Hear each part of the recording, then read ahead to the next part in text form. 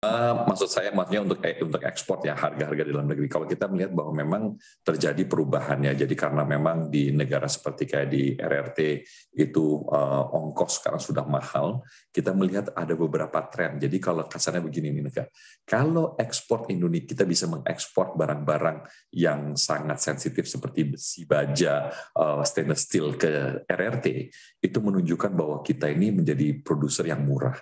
Kita juga bisa melihat misalnya contohnya ekspor daripada klinker kita. Tiba-tiba saya melihat kita mengekspor klinker semen ke RRT. Artinya kalau kita bisa menjual ke RRT, kita bisa menjual ke seluruh dunia karena cost structure di RRT itu mestinya salah satu yang paling kompetitif. Untuk itu saya mengatakan bahwa ternyata produksi di Indonesia itu sekarang menjadi salah satu produser yang efisien cost-nya. Dan kita ini masuk yang reliable ketika COVID-19, pabrik-pabrik kita ini tidak pernah berhenti, menyebabkan inquiry atau ekspor dari Indonesia itu menjadi rebutan daripada pasar-pasar dunia. Dan ini kita mesti syukuri. Baik, upaya apa yang mungkin akan dilakukan Kementerian Perdagangan untuk terus mendorong kualitas produk dalam negeri kita?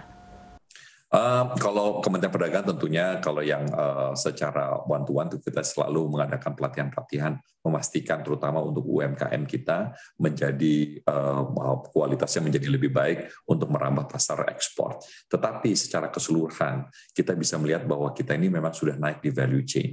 Jadi kalau ini kalian lihat ini sekarang salah satu daripada pilar Kementerian Perdagangan itu adalah satu membuat ekspor daripada industri makanan minuman halal Indonesia, dan yang kedua adalah yang paling penting adalah membuat Jakarta menjadi kiblat, menjadi pusat daripada fashion Islam dunia. Jadi ini seperti itu akan melibatkan banyak UMKM dan mudah-mudahan ini juga berperan serta untuk menjadi eksportir di masa yang akan datang.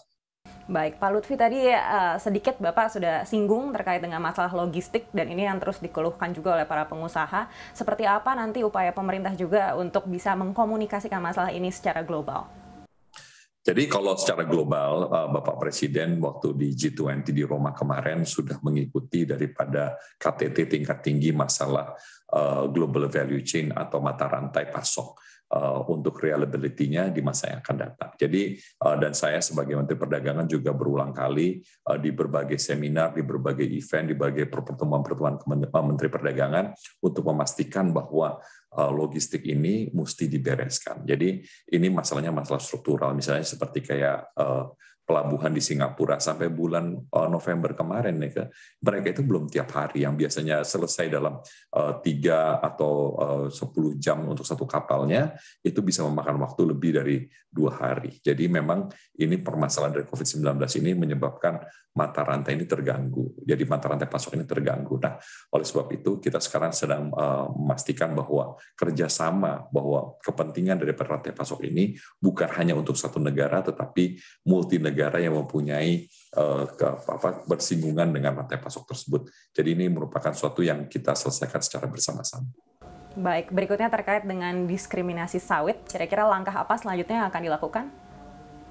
Jadi masalah sawit ini kita punya permasalahan, ada 2 yang menjadi menjadi concern kita pada saat ini. Jadi yang pertama ini adalah masalah sawit yang diikutkan di dalam CBAM ya di Global Border Carbon Adjustment. Jadi ini merupakan sesuatu yang menurut saya adalah diskriminasi yang kita akan bawa ke WTO. Yang kedua yang lebih mengganggu lagi, United Kingdom atau Inggris Raya dan Uni Eropa ini membuat yang disebut dengan aturan baru, aturan daripada uji tuntas atau due diligence daripada deforestasi. Ini merupakan sesuatu yang menurut saya benar-benar terlalu ugal-ugalan yang dikerjakan terutama oleh Uni Eropa. Saya sudah berbicara dan berkomunikasi dengan duta besar mereka di Jakarta, dan saya sudah menjanjikan ini adalah suatu diskriminasi yang luar biasa dan kita merasa tidak terima, dan kita akan bawa ini ke Dispute Settlement Body di WTO. Jadi meskipun ini belum menjadi hukum, baru menjadi rancangan undang-undang, dan ini akan memakan waktu, biasanya mungkin akan menjadi lebih serius nanti tengah tahun 2022, tetapi negosiator kita ahli-ahli hukum kita sudah mempersiapkan untuk membawa ini ke WTO. Jadi kita ini adalah bangsa yang berdasarkan hukum dan kita akan menyelesaikan permasalahan-permasalahan tersebut dengan dignity, dengan suatu kebesaran dan berbasiskan dengan hukum. Jadi kita akan bawa ini ke Dispute Settlement Body yang adanya di Jenewa. Baik, menarik sekali, kita tunggu nanti seperti apa kelanjutannya ya. Pak Lutfi, boleh gambarkan tahun 2021 dalam 3 kata? Kita mesti bersama-sama untuk kembali sehat dan kembali maju. Untuk informasi lebih lengkap dan berita terkait, klik link yang ada dalam deskripsi. Dan jangan lupa untuk install aplikasi CNBC Indonesia di App Store dan juga Play Store. Jangan lupa subscribe ya.